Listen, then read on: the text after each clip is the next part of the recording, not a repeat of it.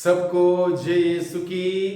Sunday password to the word इस शीर्षक के अंतर्गत प्रति इतवार के पूजन पद्धति में भाग लेते हुए प्रभु का वचन सुनते हुए उन वचनों के अनुसार जीवन बिताते हुए प्रभु की सच्ची गवाही बनने के लिए, साक्षी बनने के लिए और एक सुंदर क्रिस्तीय जीवन बिताने की कृपा, शक्ति, सामर्थ्य, अनुग्रह मांगने के लिए मैं आप सभी लोगों का हार्दिक स्वागत करता हूं। आज के दिन में हम लोग सामान्य काल के 28वें इतवार की पूजन पद्धति में भाग लेने वाले हैं और आज के इस पूजन पद्धति के द्वारा मुख्य रूप से हम सबों को मनन चिंतन करने के लिए विषय दिया है अनंत जीवन को लेकर और उस जीवन को कैसे प्राप्त करना है, प्राप्त करने के लिए क्या करना है, किस प्रकार की जीवन जिंदगी हमें बिताना है, इन सभी बातों को लेकर प्रभु का वचन आज के दिन में हम सबों को सिखाता है। तो आइए भाइयों बहनों, हर इतवार की भांति आज भी हम लोग 7 अलग अलग बिंदुओं पर मनन चिंतन करते हुए इस बात को समझने की चेष्टा करें कि प्रभु आज के वचनों के द्वारा मुझसे और आपसे, हम सबों से क्या कहना चाहता है। सबसे पहला बिंदु है मनन चिंतन करने के लिए सवाल अनंत जीवन का क्या करें। एक व्यक्ति, यहाँ पर लिखा है सुसमाचार में, एक व्यक्ति दौड़ता हुआ आया और ईसा के सामने घुटने टेक कर उसने पूछा, भले गुरु, अनंत जीवन प्राप्त करने के लिए मुझे क्या करना होगा। सवाल करता है, मैं अनंत जीवन जीना चाहता हूँ, ग्रहण करना चाहता हूँ, प्राप्त करना चाहता हूँ, अनंत जीवन जीने के लिए स्वर्ग पहुँचना चाहता हूँ, मुझे क्या क्या करना होगा, क्या मेरे अंदर क्या कमी रह गई, क्या करना क्या नहीं करना। इस बात को लेके इस सवाल को लेके एक व्यक्ति दौड़ता हुआ प्रभु के पास आता है और इस व्यक्ति को देखकर हमें लगता है कितना उत्सुक व्यक्ति है, अनंत जीवन को लेकर कितना एक जिज्ञासा उसके अंदर है और ये हर एक इंसान के अंदर होना चाहिए। हर एक इंसान को इस सवाल को लेकर जीना चाहिए, क्योंकि इस दुनिया का जीवन क्षणिक है, क्षणभंगुर है, 4 दिन की जिंदगी है और ये जीवन कभी भी समाप्त हो जाएगा और निश्चित रूप से एक दिन समाप्त हो जाएगा। समाप्त होने के बाद हम कहाँ जाएंगे, इस बात को लेकर हमें जीना चाहिए इस धरती पर, ताकि इस धरती के जीवन के बाद उस अनंत जीवन के हकदार हम सभी बने। इस प्रकार से हमें उस युवक के भांति, नौजवान व्यक्ति के भांति सवाल को लेकर जीने की जरूरत है। प्रभु के पास जाने की जरूरत है, प्रार्थना में प्रभु से पूछने की जरूरत है, प्रभु मुझे और क्या करना होगा अनंत जीवन प्राप्त करने के लिए, मुझे और क्या करना होगा। बार बार प्रार्थना में प्रभु के पास जाके प्रभु से पूछने की आवश्यकता है। दूसरे बिंदु में हम लोग मनन चिंतन करते हैं आज्ञाओं का पालन करो। प्रभु हर एक व्यक्ति से यही कहता है, अगर तुम जीवन प्राप्त करना चाहते हो, अनंत जीवन का सुख प्राप्त करना चाहते हो, तो इस धरती पर रहते हुए ईश्वर के आज्ञाओं का पालन करो। बड़े बारीकी से एक एक आज्ञाओं का पालन करो और उसके अनुसार जीवन बिताओ। किसी प्रकार से आज्ञा का उल्लंघन मत करो। आज्ञा का उल्लंघन पाप है। आज्ञा का उल्लंघन करते ही हमारा रिश्ता, संबंध ईश्वर के साथ से कट जाता है और हम ईश्वर से अलग हो जाते हैं, अनंत जीवन से वंचित हो जाएंगे।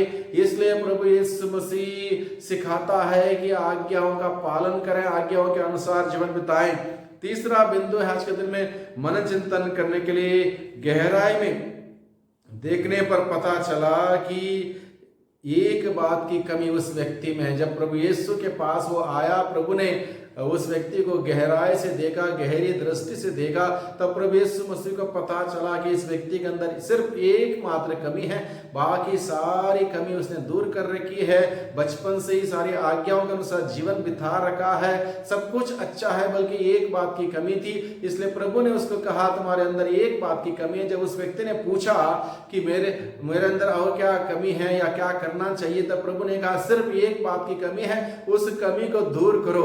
अगर हम प्रभु के पास जाएं, ईमानदारी से प्रभु से पूछें, प्रभु मैं भी अनंत जीवन प्राप्त करना चाहता हूं, मुझे क्या करना होगा, प्रभु हमको देख के कहेगा एक नहीं, तुम्हारे अंदर बहुत सारी कमियां हैं, बहुत सारी कमजोरियां हैं, बहुत सारी गलतियां हैं, पाप हैं, अपराध हैं, जिसके लिए पश्चाताप करो, प्रायश्चित जिसके लिए पाप स्वीकार करो, अपने को शुद्ध बनाओ और वचन के अनुसार चलो, प्रभु यही कहेगा। इसलिए प्रभु से बात पूछना जरूरी है कि हमें और क्या करना। प्रभु ने उस व्यक्ति को कहा एक बात की कमी है, हम सबों को देखकर निश्चित रूप से हम सबों को पता है कि प्रभु हम सबों से क्या कहेंगे, क्योंकि हम स्वयं जानते हैं कि हम कहां पर खड़े हैं प्रभु के सामने। इसलिए इस बात को लेकर भी हम प्रभु के पास जाए, प्रभु की शक्ति सामर्थ्य मांगे, ताकि एक अच्छा जीवन हम सभी बिता सकें।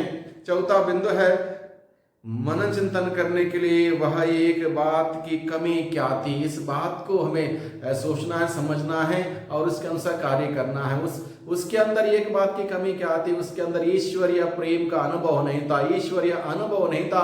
बाकी सब कुछ नियमावली का पालन उसने जरूर किया था, ईश्वरीय अनुभव नहीं था, there was no God experience. इसकी वजह से जब उसको प्रभु ने कहा कि सबको छोड़कर मेरा अनुसरण करो, अपनी जमीन जायदाद गरीबों में बांटो, वो तैयार नहीं हुआ, क्योंकि ईश्वरीय अनुभव होता, सब कुछ छोड़ता, सब कुछ बांटता और सब कुछ छोड़कर प्रभु के पीछे होता। प्रभु के पीछे इसलिए नहीं आया क्योंकि उसके पास ईश्वरीय अनुभव नहीं था। वो अनुभव के बगैर कोई भी व्यक्ति ईश्वर के और नजदीक नहीं आ सकता, सब कुछ छोड़कर त्याग तपस्या के साथ प्रभु का अनुसरण नहीं कर सकता। प्रभु यही बात हमें आज के दिन में सिखाता है।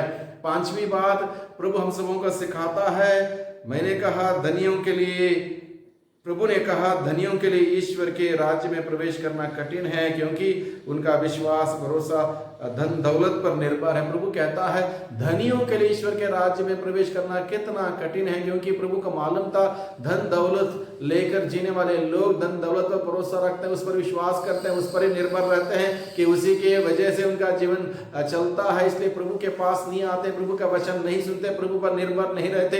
इसलिए प्रभु ने इस बात का ऐलान किया धनियों के लिए स्वर्ग के राज्य में प्रवेश करना कठिन है।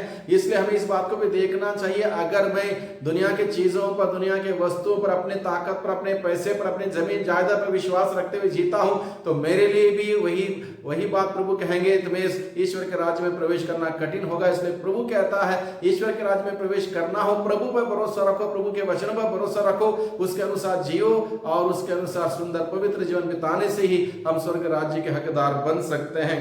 छठा बिंदु आज के दिन में मनन चिंतन करने के लिए हम सबों के सम्मुख प्रभु ने रखा है, जो सबको छोड़कर प्रभु के पीछे होने वालों के लिए क्या पुरस्कार है। प्रभु के शिष्यों में से किसी ने पूछा, प्रभु हम लोगों ने तो सब कुछ छोड़ा, कुछ भी बात हमारे पास नहीं है, सब कुछ छोड़कर हम आपके पीछे आए और हमारे लिए क्या पुरस्कार मिलेगा। प्रभु उनको उत्तर देता है, जिसने मेरे कारण, सुसमाचार के कारण, ईश्वर के राज्य के प्रचार प्रसार के कारण अपना घर, अपने भाई बहन, अपनी खेती बाड़ी सब कुछ छोड़कर मेरा अनुसरण किया, उनको निराश होने की जरूरत नहीं, उन सबों को 100 गुना प्राप्त होगा। और प्रभु ये भी कहता है उन सभी लोगों के लिए स्वर्ग राज्य का द्वार हमेशा खुला रहेगा, महान पुरस्कार प्राप्त होगा। इस प्रकार से प्रभु उन सभी लोगों के लिए आशीष देता, सिखाता है कि हम सभी लोगों को निराश नहीं होना है।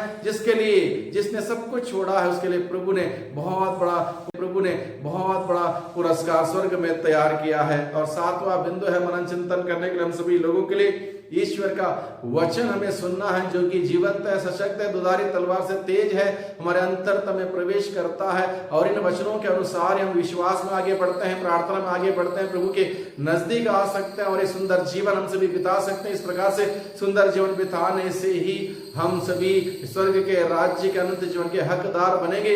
इसलिए प्रभु के वचनों को आज के दिन में सुनते हुए उस वचनों के अनुसार जीवन बिताने की शक्ति सामर्थ्य प्रभु से मांगे, प्रभु की विशेष कृपा मांगे, ताकि प्रभु के वचन के अनुसार त्याग तपस्या करते हुए, बलिदान करते हुए, प्रभु का अनुभव हासिल करते हुए प्रभु का अनुसरण करें। और वो प्रभु जो हम सबों से बेहद प्यार करता है, वो चाहता है कि हम सभी स्वर्ग राज्य में पहुंच जाए, अनंत जीवन का सुख भोगें और एक दिन इस दुनिया के जीवन की समाप्ति के बाद हम स्वर्ग राज्य में पहुंच जाएंगे, प्रभु के साथ, प्रभु के सानिध्य में, प्रभु के उपस्थिति में अनंत जीवन का सुख भोगते हुए प्रभु की महिमा देख पाएंगे, प्रभु की महिमा कर पाएंगे। वही प्रभु आज के दिन में हम सबों को बहुतायत की आशीष, कृपा, अनुग्रह प्रदान करें। प्रभु की आशीष हम सबों पर बनी रहे। सबको जय यीशु की, सबको धन्यवाद।